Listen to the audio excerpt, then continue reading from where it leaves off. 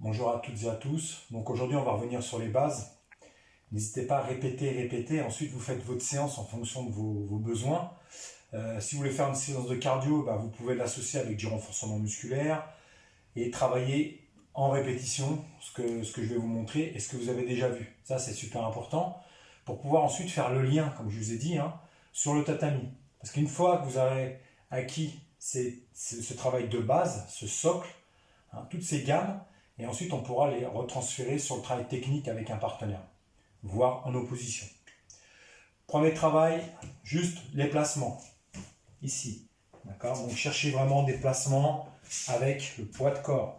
Pas simplement consommer, mais vraiment sentir la manche et le revers. Une fois à droite et une fois à gauche. Et je peux aussi m'arrêter et vraiment ressentir cette manche et revers.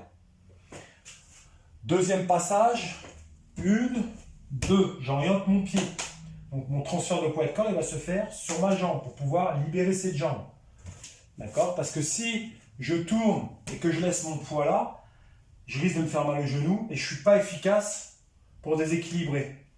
Donc tranquillement, 1, 2, et je reviens.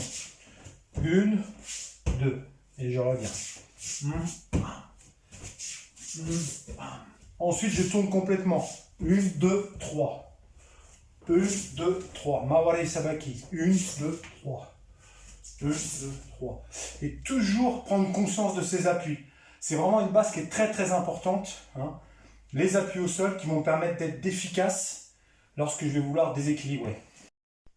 Ensuite, si je veux dynamiser mon mouvement, à partir du moment où j'ai compris les appuis au sol, je vais chercher des Mawari Sabaki, c'est-à-dire le tourner, sans chercher à vouloir placer le haut du corps, c'est toujours chercher à placer ses appuis, puisqu'on va démarrer du sol pour faire un transfert de force au niveau des bras. Donc je suis ici, 1, 2, 3, 4. Et la tête, elle tourne en dernier.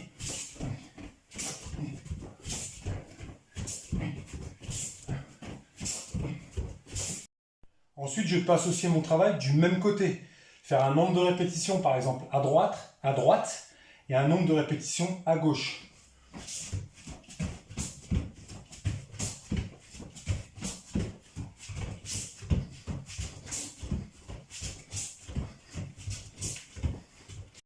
Ensuite, dans ma séance, je peux pré-fatiguer mon muscle pour pouvoir ensuite chercher une qualité technique. Par exemple, je peux partir sur 20 fentes, d'accord, à droite et à gauche, et puis ensuite repartir sur mon travail. Bam, bam, bam. Et là, par contre, au niveau de l'attention, au niveau de la concentration, il va falloir que je me focalise davantage, puisque j'aurai déjà pré-fatigué mes muscles, et il y aura une perte justement de concentration liée à cette fatigue. Ensuite, on peut associer les 3 régimes de contraction musculaire, soit par mon pivot, soit par mes Tsugi-Hachi. Donc ça veut dire que je peux partir toujours un côté droit à travailler et le côté gauche. Je peux partir en concentrique et excentrique, ici, et puis faire les Tsugi-Hachi, par exemple.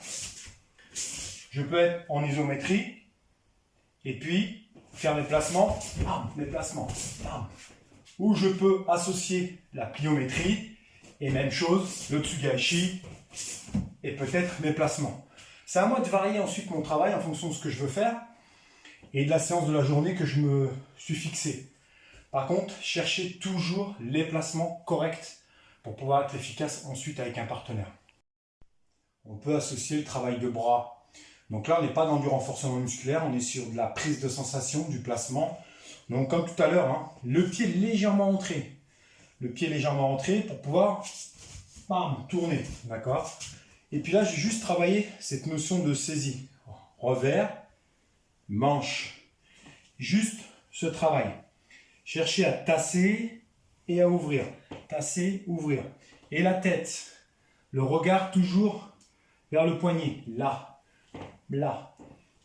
Et je cherche vraiment à visualiser un kimono pour pouvoir justement...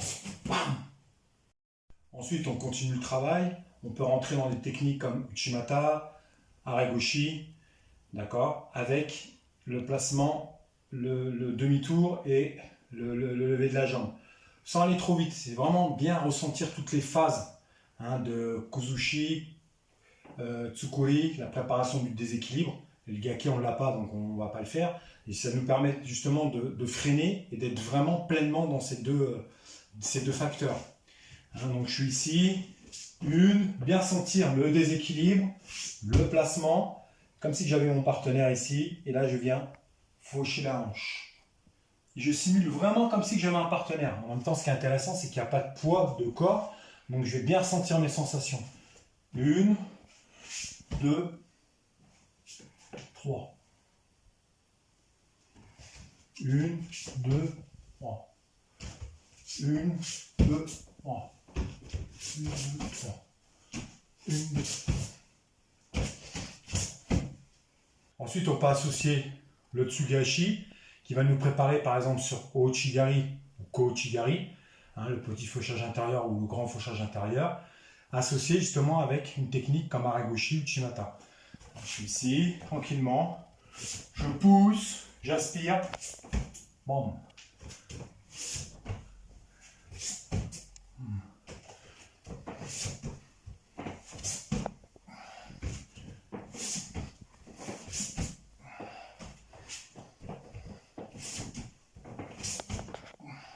Alors bien sûr, bien évidemment, le but de cette séance, c'est que vous acquériez des habiletés techniques fondamentales liées aux projections, là, pour pouvoir, comme je vous dis, dès la rentrée, être opérationnel sur les placements de corps, les formes de corps, les placements, et de comprendre dans un premier temps nos positions, nos appuis au sol pour pouvoir rentrer dans la technique.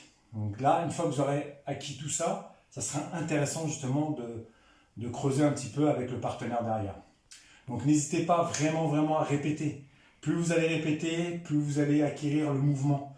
Donc faites-le, revenez un petit peu sur la vidéo pour regarder si vos placements sont corrects.